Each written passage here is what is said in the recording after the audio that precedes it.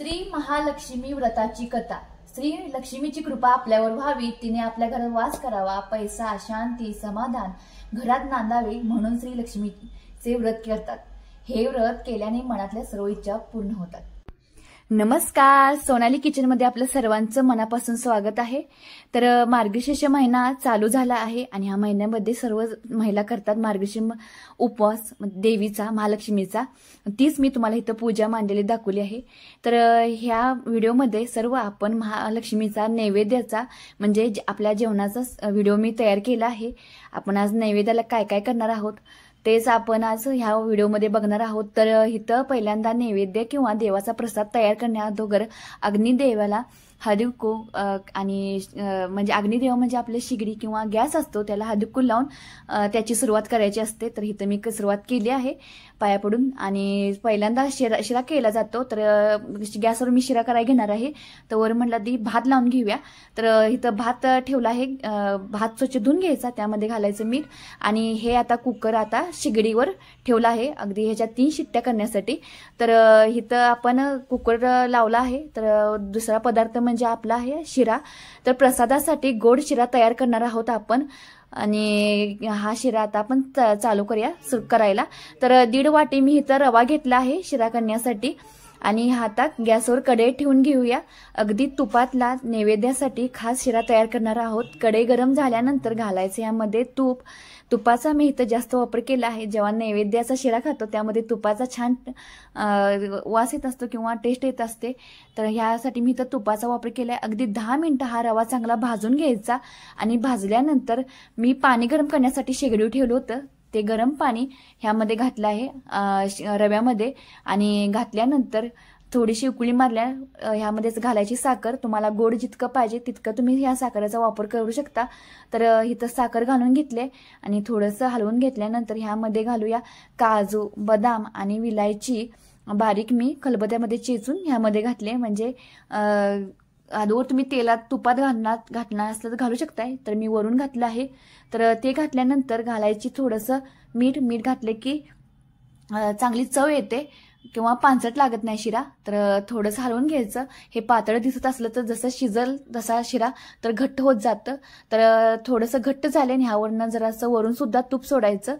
अगदी तुपातला साजूक तुपातला शिरा मस्त तयार होत आहे। आपल्या प्रसादासाठी थोडंसं हलवायचं आणि ह्यावर झाकण ठेवून घ्यायचं, म्हणजे हा शिरा घट्ट पण होतो आणि रवा पण चांगला शिजतो। तर बघा इथं बघू शकताय तर मी इथं झाकण लावून ठेवलंय आणि 5 ते 10 मिनिटांनंतर हे झाकण उघडून बघूया। तर मस्त असा हा प्रसादाचा शिरा तयार झाला आहे। तर भात तयार झालाय, शिरा तयार झालाय। आपण आज महालक्ष्मीच्या नैवेद्याचं ताट तयार करत आहोत। तर शिरा तयार झाला आहे।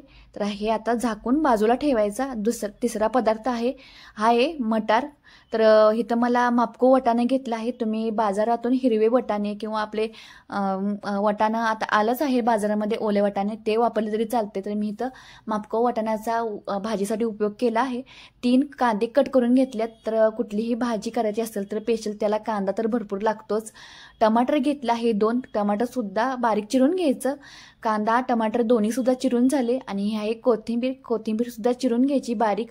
तर कढई ठेवली आहे शिगडीवर, त्यामध्ये तेल ठेवायचं आणि तेल गरम झाल्यानंतर घालायची मोहरी, जिरे आणि हिंग पावडर। हे थोडं चांगलं भाजल्यानंतर ह्यामध्ये घालायचा कांदा चांगला 5 मिनिटं परतून घेतल्यानंतर कांदा भाजल्यानंतर थोड्या वेळानं घालायचा टमाटर सुद्धा चांगला भाजून घ्यायचा आणि हे दोन्ही लवकर भाजण्यासाठी मी घातला हे मीठ।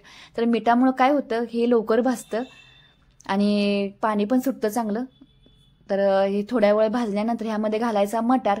तर मटार सुद्धा 5 ते 10 मिनिटं हा भाजून घ्यायचा आणि मग कोथिंबीर मी ह्यामध्येच घातली, वरून घातली नाही। तर ह्या भाजीबरोबरच चांगली भाजल म्हणून ही कोथिंबीर घातली आहे। तर आपला मटारची भाजी सुद्धा तयार होत आहे। थोडंसं हलवल्यानंतर ह्यामध्ये घालायची आता हळद। तुम्ही ह्यामध्ये पनीर घातला असलं तर घालू शकताय। तर मी नुसता मटारचीच भाजी केली आहे इथं। तर ह्यामध्ये हळद आणि लाल तिखट घातली आहे, अगदी थोडीशीच घातली आहे। मुलं पण खूप आवडीने खातात ही मटारची भाजी, म्हणून ह्यामध्ये लाल तिखट कमी घातलं आहे। तो थोडा वेळ हलवल्यानंतर ह्यामध्ये घालायचं मटार जितकं शिजायला लागते तेवढं पाणी, आणि पाणी घातल्यानंतर हे शेंगदाण्याचं कूट आहे, हे भाजलेल्या शेंगदाण्याचं कूट आहे ते घातले. भाजलेल्या शेंगदाण्याचं कूट घातले की चांगली टेस्ट येते भाजीला, आणि हे शिजवण्यासाठी ठेवायचं. तर इकडं आपलं मटार शिजत आहे किंवा मटाराची भाजी शिजत आहे. तर इथं आपण कणिक मळून घेऊया. तर पीठ घेतलं हे चाळून, त्यामध्ये घातलं आहे मीठ घातल्यानंतर थोडंसं हलवून घ्यायचं, आणि थोडं हलवून झाल्यानंतर घालायचं तेल. 3 चमचा इथं मी तेल वापरलं आहे कणिक मळण्यासाठी. तर पोळीचं किंवा चपातीचं जेव्हा पीठ मळतात तेव्हा तेल घातलं की चपाती मऊ होते किंवा पोळीसुद्धा मऊ होते, म्हणून कणिक मळताना शक्यतो तेल घालायला विसरू नका, गहू कोणतंही असू दे. तर कणिक मळताना तेल घातल्यानंतर चपातीला नक्कीच फरक पडेल, ही ट्रिक मात्र लक्षात ठेवा. तर हे सर्व आता हळूहळू पाणी घालून मी मळून घेतलं आहे पीठ, आणि थोडंसं तेल घातलं आहे. हाताला लाल दिसत आहे तर मी जे देवाची कळशी असते त्याला हादुकू लावताना ते हाताला माझ्या लाल झाला आहे, कोणतीही घाण नाही आहे किंवा काय. तर इथं कणिक म्हणून भिजवण्यासाठी ठेवली आहे थोडीशी.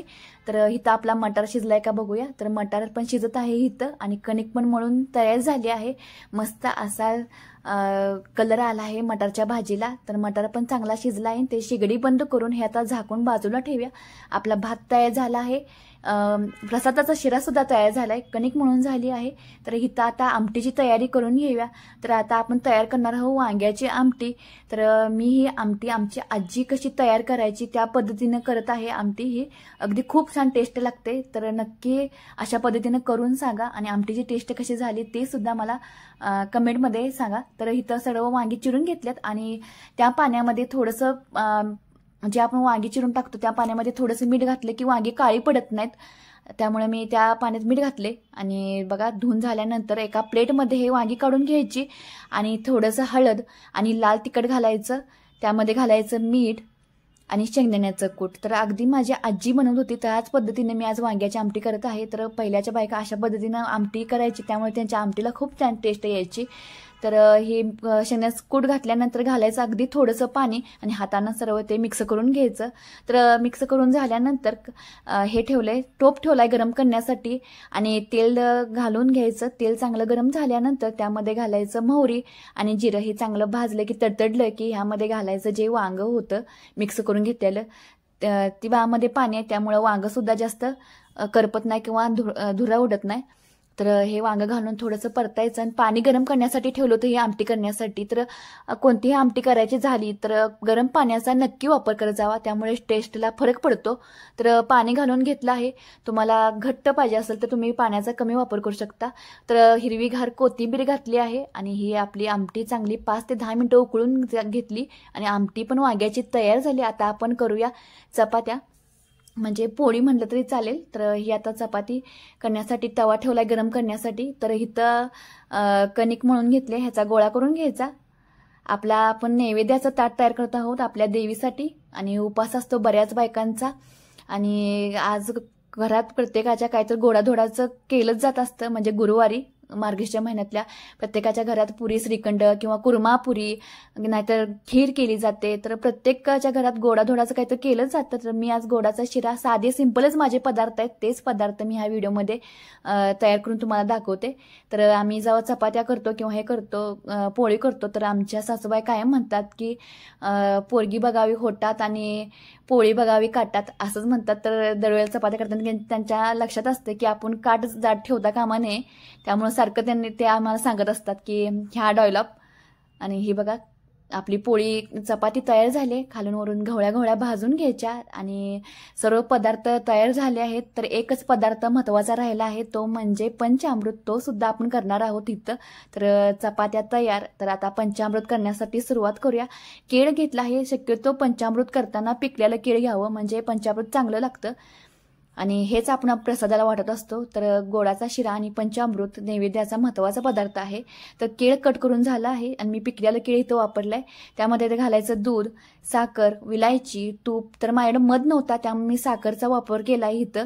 तर इथं आपलं पंचामृत तयार झालंय, आणि चांगलं हलवून घ्यायचं. ह्यामध्ये दही सुद्धा घातलं आहे. तर पंचामृत तयार. आता आपण तयार करून घेऊया नैवेद्याची थाली, आणि सर्व स्वयंपाक पण तयार झाला आहे.